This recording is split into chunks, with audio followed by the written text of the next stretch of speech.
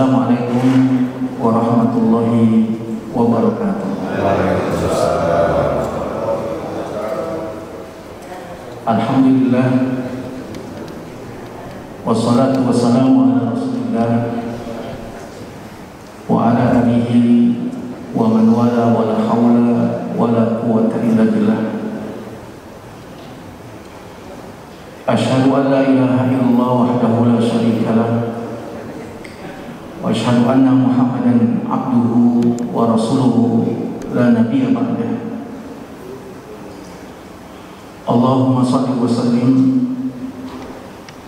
ala nabiyyina wa qudwatina rasulina sayyidina Muhammadin wa ala alihi wa ashabihi wa man tabi'ahu bi ihsanin ila yaumiddin. Amma ba'du. Hadirin jamaah sekalian yang dimuliakan oleh Allah Subhanahu wa taala. Alhamdulillah, pada kesempatan yang mubarakah ini sama-sama kita bersyukur atas semua karunia yang Allah berikan kepada kita.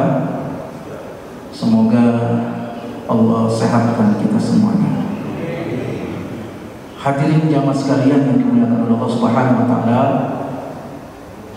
pada kesempatan pagi hari ini sebagaimana yang disampaikan Ketua DKM dan beberapa teman-teman untuk bisa menjelaskan bagaimana sejarah Bani Israil sampai hari ini.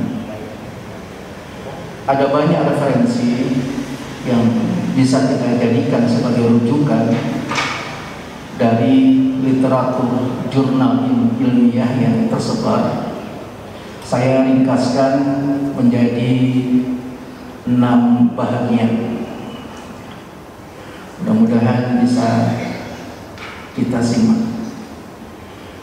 Bahagian yang pertama tentang karunia Allah terhadap Bani Israil dan kelakuan mereka terhadap para nabi. Sebagaimana yang kita baca di dalam surat Al-Baqarah. Bagian yang kedua tentang kedengkian dan hidup mereka yang terlunta-lunta, sehingga di mana saja mereka berada, mereka menjadi bangsa yang terusir karena sikap dan watak benar mereka. Yang ketiga, mereka yang dulu sejak awal Allah Subhanahu wa taala sebutkan 12 keturunan, lalu akhirnya kemudian menghilang 12 keturunan, yang terkenal akhirnya hanya 2 klan, Yahudi dan Leab. Ini yang kemudian menjadi hiruk pikuk dunia, karena dari 12 orang anak Nabi Yakub alaihissalam hanya 2 orang yang kemudian klannya terabadikan. Yang keempat tentang Zionisme, karena mereka hidup di berbagai macam tempat menjadi benau, terusir dan terlunta-lunta, maka kemudian mereka berkeinginan untuk mendirikan negara sendiri dan mereka namakan Zionis. Lalu akhirnya berdirilah negara Israel di tahun 48. Berdirinya negara Israel ini menyebabkan tersisihnya kaum muslimin di Palestina.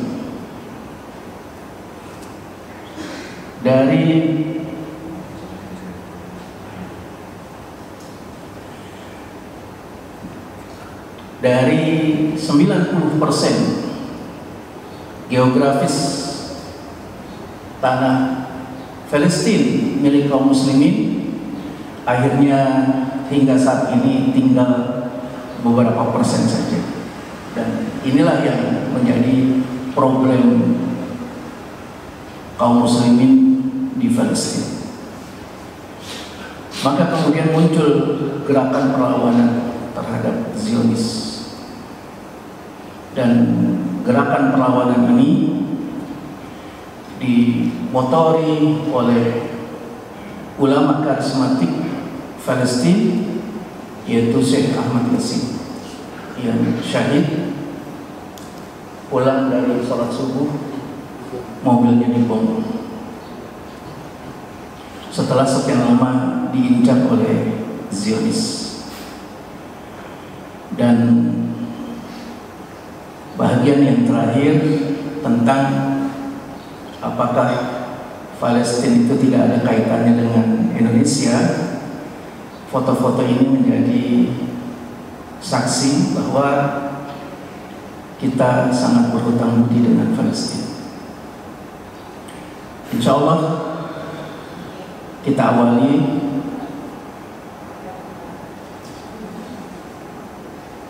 pertemuan ini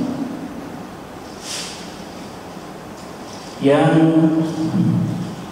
viral di seluruh dunia Islam berkaitan dengan kejadian akhir Ramadan lalu dan Idul Fitri yang lalu, ketika roket-roket Hamas ini tidak bisa dihentikan oleh Iron Dome Israel.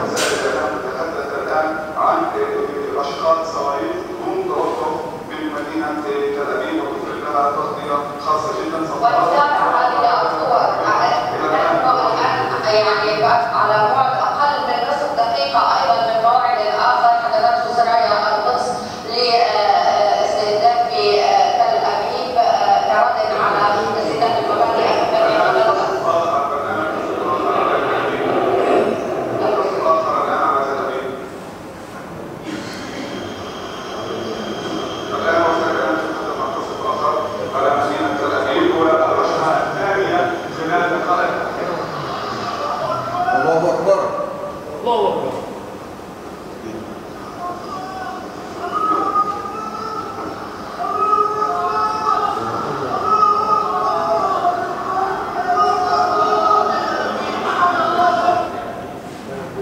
Jadi inilah yang memviralkan berita Palestina ke dunia setelah mereka mengetahui bahwa kehebatan militer Israel yang selama ini menjadi momok yang menakutkan dunia ternyata tidak ada apa-apanya. Dan itu bisa ditepiskan dengan alat-alat yang sangat sederhana yang dimiliki oleh Hamas. Dan ternyata berita dunia ini memunculkan citra wibawa positif kaum muslimin yang selama ini dunia Islam itu apatis terhadap persoalan Palestina. Begitu apatisnya terhadap persoalan Palestina sampai-sampai ada sebagian besar kaum muslimin menyarankan kepada penduduk muslim Palestina supaya hijrah dari Palestina karena nggak mungkin akan mengalami kemenangan melawan Israel. Dan ternyata akhirnya dibuktikan bahwa kaum muslimin mampu berhadapan dengan Israel yang sehebat apapun, bahkan dikatakan Iron Dome mereka nomor 1 dunia, ternyata tidak bisa menghentikan roket-roket Hamas. Dan roket-roket Hamas ini mereka luncurkan bukan hanya 1-2, bukan hanya puluhan, bukan hanya ratusan, sampai kemudian mereka umumkan sudah 3.000-an roket yang diluncurkan dalam 1 pekan. Dan mereka mengatakan mereka akan bisa bertahan meluncurkan roket itu dalam waktu 6 bulan ke depan. Jadi hal inilah yang kemudian memantik kaum muslimin untuk mengetahui apa yang sesungguhnya terjadi di Palestina. Kita awali dari karunia Allah Subhanahu wa taala dan kelakuan mereka kepada para nabi mereka. Kalau kita membaca surat Al-Baqarah, kita akan temukan sejak awal Allah Subhanahu wa taala membagi dan mengklasifikasi manusia-manusia di dalam surat Al-Baqarah itu. Dan di antara klasifikasi surat Al-Baqarah tentang manusia yang beriman dan tidak beriman, ada yang termasuk dalam kategori musyrik paganisme, musyrik berhala, dan ada yang termasuk dalam kategori musyrik ahlul kitab. Dan musyrik ahlul kitab inilah yang disebutkan dengan Yahudi. Allah Subhanahu wa ta'ala anugerahkan kenikmatan yang sangat luar biasa kepada mereka. Kenikmatan-kenikmatan yang tidak pernah berhenti diberikan Allah kepada mereka membuat mereka sebagai bangsa yang manja, bangsa yang ingin serba instan, bahkan bangsa yang tidak mau melakukan sesuatu perintah dengan upaya dan sungguh-sungguh. Salah satu di antaranya di dalam surat Al-Baqarah itu, ketika mereka terjadi konflik antar suku mereka karena pembunuhan, peristiwa pembunuhan, Allah Subhanahu wa ta'ala perintahkan sederhana, sembelih sapi betina. Sederhana sekali. Tapi lantaran karena mereka ngeyel dan mereka tidak ingin melaksanakan perintah itu sesungguhnya, mereka bertanya kepada nabinya, sapinya jenisnya apa, lelaki atau perempuan, warnanya apa, kondisinya bagaimana. Akhirnya mereka menemukan kesulitan untuk mencari sapi tersebut, dan sesungguhnya mereka tidak ingin melaksanakan perintah itu. Akhirnya tidak ada hal yang lain kecuali mereka harus mengerjakannya karena konflik itu sangat meluas. Allah Subhanahu wa ta'ala muliakan anak yatim yang memiliki sapi yang dimaksudkan oleh Allah Subhanahu wa ta'ala, tentunya kemudian dengan harga yang sangat mahal.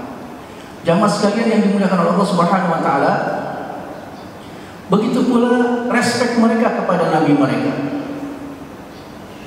Nabi sendiri menceritakan bangsa ini ngeyel, bukan hanya membantah perintah nabinya, mereka pun membunuh para nabi mereka. Nabi Zakaria, Nabi Yahya, Nabi Isa, dan para nabi-nabi yang lain. Sehingga tidak ada dalam benak pikiran mereka untuk melaksanakan apa yang menjadi perintah sebagaimana yang diserukan oleh para nabi mereka, kecuali mereka melawan nabi-nabinya. Demikian juga kelakuan mereka yang dikecam oleh Al-Quran adalah mengubah-ubah kitab suci sesuai dengan keinginan dan kemauan mereka. Dan akhirnya mereka pun menemukan sesuatu keinginan atas merubah kitab suci itu. Yang terakhir adalah protokolat Zionis. Dan protokolat Zionis ini 24 butir isinya adalah konspirasi global untuk menguasai dunia. Jamaah sekalian yang dimuliakan oleh Allah Subhanahu wa ta'ala, maka kemudian Allah ingatkan kepada diri kita bahwa mereka akan senantiasa berlaku seperti itu. Jangankan kepada nabi-nabi mereka, kepada Rasulullah SAW saja mereka pun ingin mengeksekusi Rasulullah SAW. Ketika Abu Talib paman beliau bertemu Buhairah dan mengingatkan, jauhkan anak ini dari Yahudi karena Yahudi akan mengeksekusi anak ini. Akhirnya Rasulullah pun dipulangkan kembali, tidak pergi ke Syam. Dan kalimat yang Allah Subhanahu wa ta'ala ingatkan kepada diri kita adalah walan tarda ankal yahud walan nasara hatta tattabi'a millatahum. Tidak akan pernah ridho orang Yahudi dan Nasrani kepada kamu sampai kamu mengikuti agama mereka. Ini bagian yang pertama yang kita ambil dari surat Al-Baqarah. Kemudian tentang kedengkian hidup dan terlunta-luntanya mereka. Jamaah sekalian yang dimuliakan oleh Allah Subhanahu wa ta'ala, Bani Israel dikecam oleh Allah Subhanahu wa ta'ala karena dengkinya. Mereka qomah, sombong dan menolak Islam bukan seperti masyarakat jahiliyah Quraisy. Masyarakat jahiliyah Quraisy karena memang tidak tahu, tapi mereka tahu betul bagaimana risalah yang akan menjadi penutup dan pamungkas. Yang membuat mereka sok berat adalah kenapa yang menjadi Rasul pamungkas yang mereka tunggu-tunggu itu bukan dari kalangan mereka. Inilah yang membuat mereka pun dengki, hasad, lalu tidak mau ikut serta menerima apa yang mereka sudah yakini sebelumnya. Allah Subhanahu wa ta'ala kemudian mencela mereka.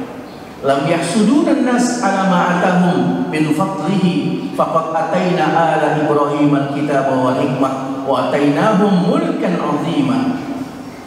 Jamaah sekalian yang dimuliakan oleh Allah Subhanahu wa ta'ala, akhirnya mereka menjadi bangsa yang terlunta-lunta. Bangsa yang dimana saja mereka tinggal, mereka akan disusuri, dicari diintimidasi, bahkan dieksekusi. Termasuk berabad-abad mereka berada di wilayah Palestina, dan begitu lama mereka tertekan dalam kekuasaan Fir'aun. Hadirin jamaah sekalian yang dimuliakan Allah Subhanahu wa taala, mereka hidup dalam situasi ketertekanan. Dari masa ke masa Allah Subhanahu wa taala sebutkan sampai mereka berada di wilayah kekuasaan Yunani pada masa pemerintahan Alexander the Great. Mereka pun hidup dalam situasi yang sangat pelik. Jamaah sekalian yang dimuliakan oleh Allah Subhanahu wa taala, begitu pula ketika masa Rasulullah SAW, mereka terusir dari Madinah. Mereka ketika tidak lagi berada di Syam, mereka tinggal di daerah-daerah yang hijau dengan harapan bahwa di sanalah nanti akan ketemu Nabi akhir zaman. Maka terjadi migrasi besar-besaran ke wilayah-wilayah pertanian di sekitar Jazirah, termasuk salah satu di antaranya di Madinah. Dan ternyata di Madinah mereka melanggar perjanjian sehingga Nabi SAW usir mereka sampai ke wilayah Khaybar. Hadirin jamaah sekalian yang dimuliakan oleh Allah Subhanahu wa taala, hingga pada kondisi di tahun 33 sampai tahun 45, dunia sudah momok, sudah muak dengan benalu Yahudi di berbagai macam belahan tempat. Akhirnya mereka pun memberikan ultimatum, nggak boleh lagi tinggal bersama dengan mereka, atau mereka akan dipulangkan ke wilayah mereka yang mereka inginkan. Pada saat itu ada 3 tempat yang diusulkan. Pertama, Ethiopia, Afrika, mereka menolaknya. Yang kedua, Australia, mereka juga menolaknya. Dan yang ketiga, Palestina. Ada kenangan historikal yang mereka rasakan, maka kemudian mereka pun umumkan mereka akan kembali pulang ke Palestina dengan kekuatan pemerintahan Inggris dan pemerintahan Eropa. Pada waktu itu wilayah Palestina ini menjadi wilayah kekuasaan otonomi Turki Utsmani. Pada saat itu Turki Utsmani sedang mengalami kondisi krisis keuangan yang dahsyat, banyak hutang di bank-bank Eropa, dan tidak bergelapnya pembangunan yang biasa dilakukan pada waktu itu. Maka kemudian mereka menawarkan kepada Khalifah kaum muslimin yang terakhir pada waktu itu, Sultan Abdul Hamid II, untuk bisa menjual tanah Palestina. Beliaulah Sultan Abdul Hamid II yang menjaga kehormatan Palestina.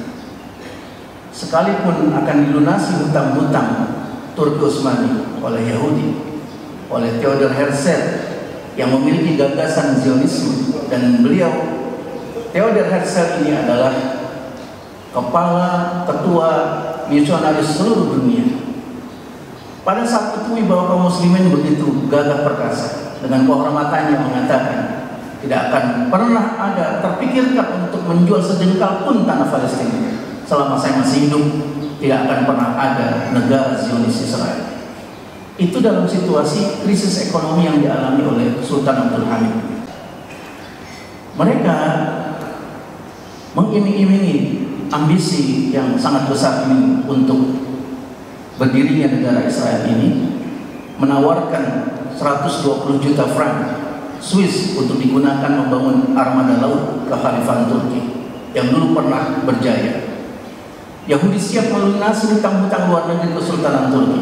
Yahudi siap memberikan pinjaman tanpa bunga sebesar 35 juta lira.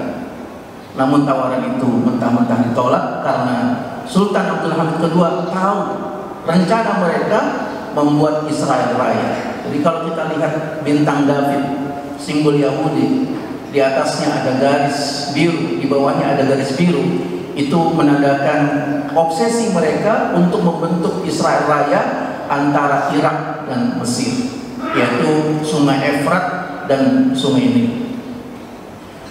Jadi keinginan yang sedemikian rupa ini sudah difahami oleh Sultan Abdul Hamid II. Namun kemudian mereka tetap berupaya untuk mewujudkan cita-citanya yang didukung oleh PBB pada waktu itu. PBB pada resolusi nomor 181 kemudian mengumumkan bahwa Israel berdiri sebagai sebuah negara secara resmi. Hadirin jamaah sekalian yang dimuliakan Allah Subhanahu wa taala, maka kemudian terjadi migrasi besar-besaran orang-orang Yahudi ke wilayah Palestina. Mereka mengusir kaum muslimin, dan itu diungkapkan oleh kaum muslimin sendiri dalam beberapa referensi. Dikatakan bahwa kami dahulu memiliki rumah, kebun yang indah, pabrik-pabrik milik ayah dan nenek moyang kami, semuanya itu membentang dari Sungai Yordan sampai ke Laut Tengah. Sekarang setelah negara Israel berdiri, kami dipindahkan ke tempat terpencil yang jauh dari kehidupan manusia, karena mereka menguasai wilayah tersebut dan mereka lakukan migrasi besar-besaran. Jamaah sekalian yang dimuliakan Allah Subhanahu wa taala, dalam protokol Zionis yang mereka miliki, mereka melakukan metodologi bagaimana menguasai wilayah Palestina ini. Pertama, migrasi besar-besaran. Orang-orang Yahudi diminta pulang dari berbagai macam tempat, yang di Eropa, yang di Amerika, yang di Australia, yang di Afrika, semuanya pulang ke Palestina. Jamaah sekalian yang dimuliakan Allah Subhanahu wa taala, kita bisa bayangkan bagaimana tempat yang tadinya hanya sebesar beberapa mil kedatangan migrasi dari berbagai macam belahan dunia. Yang kedua, teori mereka adalah menutup lapangan kerja untuk kaum muslimin. Lalu mereka lakukan teror secara sistemik agar mereka menjauh dari wilayah tersebut. Jamaah sekalian yang dimuliakan Allah Subhanahu wa taala, inilah teror yang mereka lakukan untuk menguasai wilayah Palestina. Jadi itulah yang setiap hari dilakukan Israel kepada rakyat Palestina. Namun berita-berita ini tidak tersebar ke seluruh dunia. Yang diinformasikan ke dunia ketika 30 orang Israel tewas terbunuh, lalu mereka melakukan penyerangan besar-besar, dan dampaknya adalah ribuan Palestina dibombardir. Namun juga berita itu tidak sampai kepada diri kita, padahal ini merupakan rancangan teror untuk mengusir mereka. Jamaah sekalian yang dimuliakan Allah Subhanahu wa taala, dan hal yang semacam itu menjadi kebolehan dalam protokol Zionis mereka. Maka mereka lakukan untuk mengambil tanah Palestina ini, merebut, mengusir, dan membatasi informasi, sehingga informasi tentang apa yang terjadi di wilayah Palestina tidak kita dapatkan dengan benar. Yang kita dapatkan tentang konflik sebuah gerakan perlawanan dengan Israel, yang kita dapatkan tentang huru-hara di daerah tersebut, padahal yang terjadi adalah merampas tanah-tanah kaum muslimin yang dulu mereka dapatkan dengan jerih payah orang tua mereka dan nenek moyang mereka, para sahabat-sahabat Nabi yang diutus ke tempat itu. Mereka terusir tanpa mendapatkan hak. Yang terakhir adalah di wilayah distrik Sheikh Jarrah. Jamaah sekalian yang dimuliakan Allah Subhanahu wa taala, maka kemudian tidaklah mengherankan wilayah yang tadinya 90% milik kaum muslimin lebih, akhirnya tersisa hanya wilayah tepi barat Sungai Yordan dan jalur Gaza.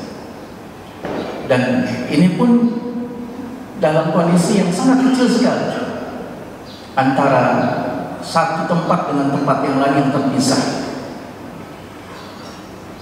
Adapun kondisi-kondisi yang semacam ini akhirnya menimbulkan gerakan perlawanan. Jamaah sekalian yang dimuliakan Allah Subhanahu wa taala, sesungguhnya gerakan perlawanan itu sejak masa-masa dahulu sudah didengungkan. Bahkan termasuk Khalifah Umar bin Khattab radhiyallahu anhu mengumumkan tidak boleh satu orang Yahudi pun tinggal di daerah Palestina. Ini merupakan hasil putusan pemerintahan Umar bin Khattab radhiyallahu anhu ketika mendapatkan kunci Al-Aqsa dan Uskup Agung Sapranius. Maka kemudian wilayah tersebut bebas dari kaum Yahudi. Jamaah sekalian yang dimuliakan Allah Subhanahu wa taala, namun sebagaimana yang tadi saya sampaikan bahwa orang inilah yang mempopulerkan Zionisme dan orang inilah yang kemudian bertekad untuk mendirikan negara Israel. Dia adalah Theodor Herzl, seorang wartawan yang kemudian menjadi ketua misionaris di seluruh dunia. Jamaah sekalian yang dimuliakan Allah Subhanahu wa taala, maka muncul perlawanan dari kaum muslimin. Gerakan perlawanan terhadap Zionis ini ada beberapa tipologi-tipologi yang kita kenal, PLO, kemudian kita kenal Fatah, kita kenal Abbas, kita kenal FIJ. Semuanya ini terkait dengan tipologi masing-masing gerakan perlawanan itu. Ada yang Islam, ada yang nasionalis, ada yang sekuler, bahkan ada yang sosialis. Ada yang mau bekerja sama dan ada yang tidak mau bekerja sama. Ada yang dengan perlawanan dan ada yang tidak dengan perlawanan. Dan ternyata dari berbagai macam gerakan perlawanan tersebut yang mendapatkan simpati masyarakat karena bekerja sama dengan Israel Yahudi tidak menguntungkan. Mereka senantiasa mengkhianati perjanjian. Maka kemudian masyarakat pun mengetahui mana yang sesungguhnya bisa mendapatkan simpati dan mereka memberikan kontribusi terhadap gerakan perlawanan itu. Itulah yang kemudian dikenal dengan sebutan Harakah Muqawamah Al-Islamiyah, gerakan perlawanan Islam yang disingkat dengan Hamas. Jamaah sekalian yang dimuliakan oleh Allah Subhanahu wa taala, gerakan ini tanpa kompromi. Gerakan ini diawali dengan intifadah, yaitu mendayagunakan apa yang bisa dimiliki oleh bangsa Palestina, mempertahankan tanah airnya dengan batu, ketapel-ketapel maupun pohon-pohon, sehingga gerakan mereka dikenal dengan gerakan intifadah. Jamaah sekalian yang dimuliakan oleh Allah Subhanahu wa taala, gerakan intifadah ini didasari dari hadis Rasulullah SAW, bahwasanya nanti di akhir zaman dikatakan la taqumus sa'ah hatta yuqatilal muslimuna al-yahud fayaqtuluhumul muslimuna al-yahud hatta yahtabir yahud wara al-hajar wa sajar faqala al-hajar wa sajar ya muslim ya Abdullah hadha yahudi khalfi ta'ali faqtulhu illa sajar wa. Tidak akan terjadi kiamat sampai kaum muslimin konfrontasi dengan Yahudi. Pada saat itu batu-batu dan pohon mendukung kaum muslimin. Orang-orang Yahudi yang bersembunyi diungkapkan oleh batu dan pohon, wahai muslim, wahai hamba Allah, di belakang saya ada Yahudi yang bersembunyi, sini bunuh dia. Semua batu dan pohon mengucapkan kalimat pertolongan, perlindungan dan pembelaan terhadap kaum muslimin, kecuali pohon gorkot, karena pohon itu adalah pohon Yahudi. Hadis ini diyakini oleh kaum muslimin di Palestina, termasuk juga diyakini oleh orang-orang Yahudi, sehingga mereka kemudian menanam pohon gorkot di sekitar rumah mereka, karena mereka meyakini dari hadis itu pohon gorkotlah yang menyelamatkan mereka dari serbuan dan serangan kaum muslimin dengan batu-batu itu. Jamaah sekalian yang dimuliakan Allah Subhanahu wa taala, maka kemudian di bulan Desember, tepatnya 8 Desember 1987, tokoh karismatik ini membentuk satu gerakan perlawanan Harakah Muqawamah Al-Islamiyah yang beliau sejak usia muda sudah dalam keadaan lumpuh, jadi tidak bisa digerakkan organ tubuhnya, hanya kepalanya saja. Dengan pikiran-pikiran dan gagasan yang cerdas, dan beliau menjadi ulama yang sangat karismatik, sehingga mengumumkan gerakan perlawanan ini dalam 3 fase. Pertama, fase punya generasi yang kuat dan tahan uji. Dari semua elemen masyarakat, semuanya dilibatkan. Anak-anak dilibatkan untuk mencari informasi apa yang dilakukan oleh tentara-tentara Yahudi. Makanya kita saksikan foto-foto anak-anak Palestina berada di tangsi-tangsi militer Yahudi. Itu merupakan penugasan misi bahwa kalau ada satu batalion yang keluar dari tangsi, mereka akan sampaikan informasi. Lalu mereka membawa alur jalan batalion militer Yahudi itu ke arah kakak mereka yang besar-besar.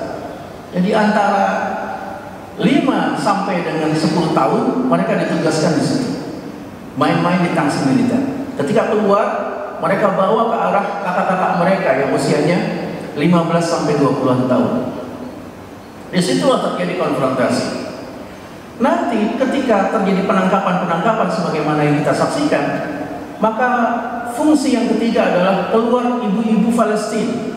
Ibu-ibu Palestina ini mereka teriak-teriak dan mereka menyatakan, jangan tangkap anak saya, jangan tangkap anak saya, jangan perlakukan buruk anak saya.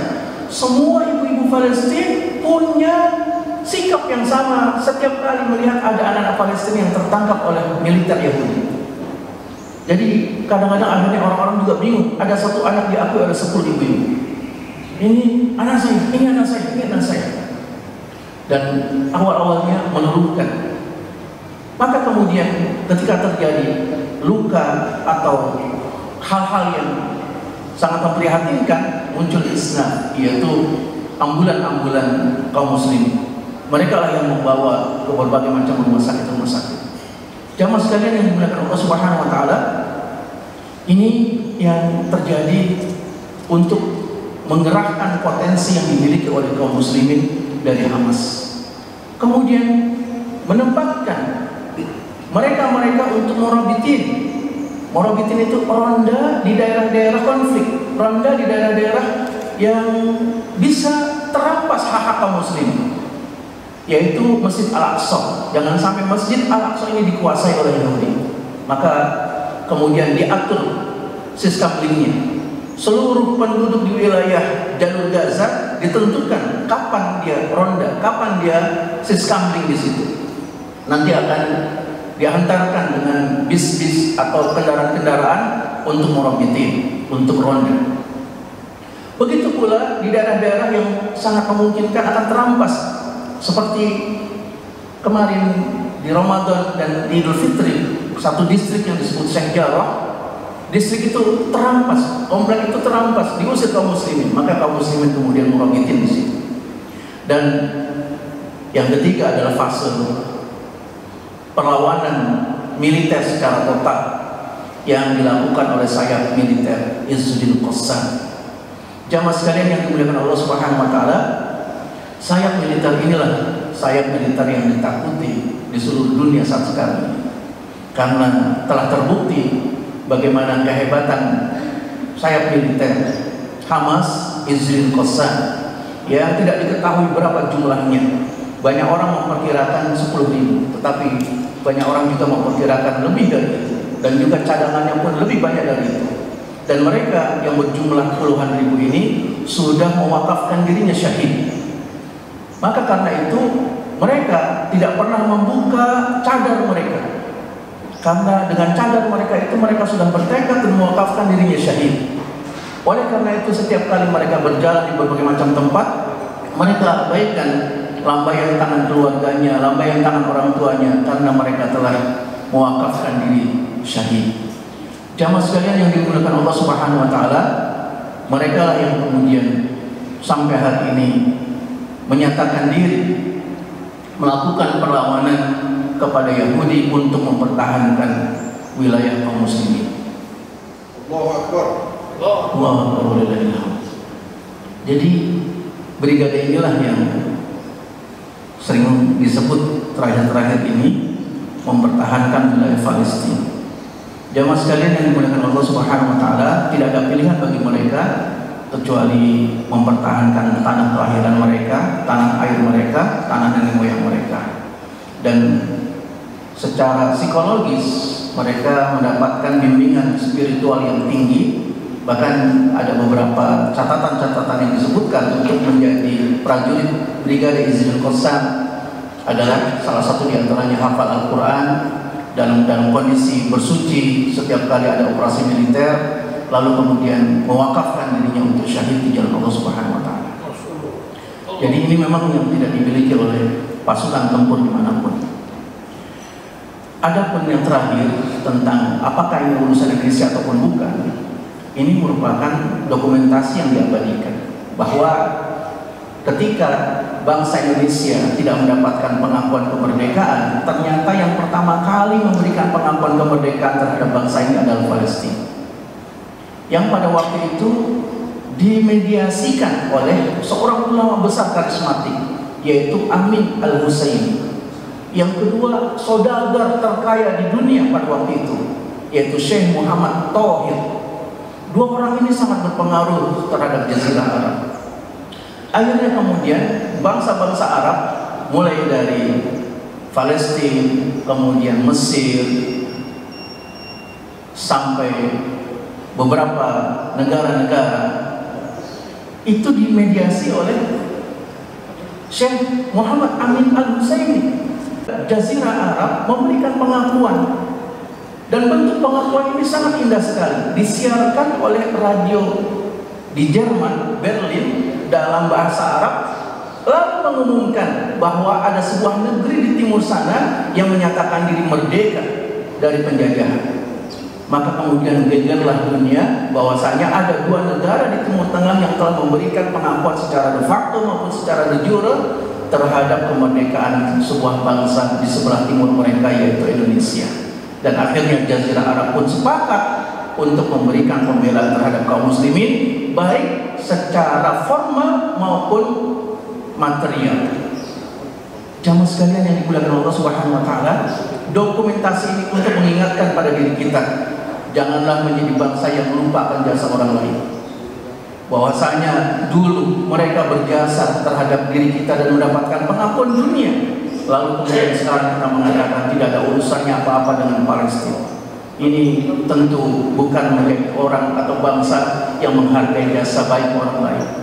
Maka karena itu, ketika mereka mengumumkan diri untuk bisa merdeka kembali atas penjajahan yang dilakukan oleh Yahudi atas mereka, sudah barang tentu kita juga memberikan dukungan secara psikologis bahwa kita dahulu pernah mendapatkan dukungan dari mereka.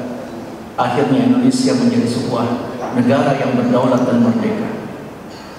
Nah, jamaah sekalian yang dimuliakan Allah Subhanahu wa Ta'ala, sehingga konflik yang sejak awal berasal dari tiga tempat ini yang diakui bahwa dari tempat ini terjadi konflik yang menerus sampai akhir zaman itu, ini tentu terkait dengan bagaimana informasi yang kita dapatkan di hari ini.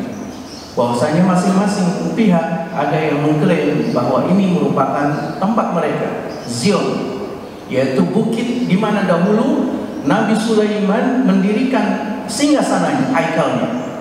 Kita lihat di sebelah atas ada tembok kotak itu diyakini oleh mereka sebagai tempat singgasananya Nabi Sulaiman, yang mereka banggakan bahwa disitulah mereka berasal atas kemuliaan nabi-nabi mereka terdahulu. Adapun kemudian di bawahnya terdapat Al-Aqsa, tempat di mana Nabi SAW melakukan Mi'rajnya. Lalu kita lihat di sebelah kiri atas ada Bethlehem yang diakui sebagai tempat suci agama Nasrani. Nah, jamaah sekalian yang dimuliakan Allah Subhanahu wa Ta'ala, maka berkaitan dengan apa yang kita baca situasi tentang kondisi Palestina ini memang tidak lepas kaitannya dengan keinginan mereka mendirikan Israel Raya yang terbentang antara sungai Efrat dan sungai Nil, antara antara Irak dengan Mesir. Demikianlah kajian ringkas kita, dan ini bisa didapatkan dari referensi literatur jurnal ilmiah di berbagai macam referensi. Mudah-mudahan bisa menjadi referensi sederhana buat kita. Aku qouli hadza fastaghfirullah wa lakum. Semoga Allah berikan kebaikan, kesehatan dan keistiqomahan pada kita semuanya. Semoga Allah Subhanahu wa taala menguatkan kita dalam berislam. Ala hadhihi niyyah wa kulli niyatin shalihah. Al-Fatihah.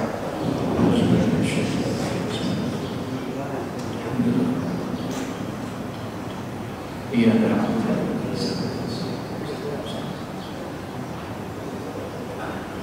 Bismillahirrahmanirrahim. Alhamdulillahirabbil alamin. Hamdan yuwaffiqu wa yukafi mazidah. Ya Rabbana lakal hamdu wa lakal syukru kama yanbaghi li jalali wajhika wa 'azimi sultanik. Allahumma shalli ala sayyidina Muhammad wa ala alihi wa sahbihi ajma'in. Allahumma ighfir lana wa liwalidayna wa li jami'il muslimina wal muslimat wal mu'minina wal mu'minat al-ahya'i minhum wal amwat. Innaka as-sami'un qaribun mujibud da'wati ya qadiyal hajat. Rabbana zalamna anfusana wa lam taghfir lana wa tarhamna lanakunanna minal khasirin wa tub 'alaina innaka antat tawwabur rahim bi rahmatika ya arhamar rahimin. Rabbana atina fid dunya hasanah wa fil akhirati hasanah wa qina adzabannar. Wa sallallahu ala sayyidina Muhammadin wa ala alihi wasallam. Subhana rabbika rabbil izzati amma yasifun wa salamun alal mursalin walhamdulillahi rabbil alamin. Assalamualaikum warahmatullahi wabarakatuh.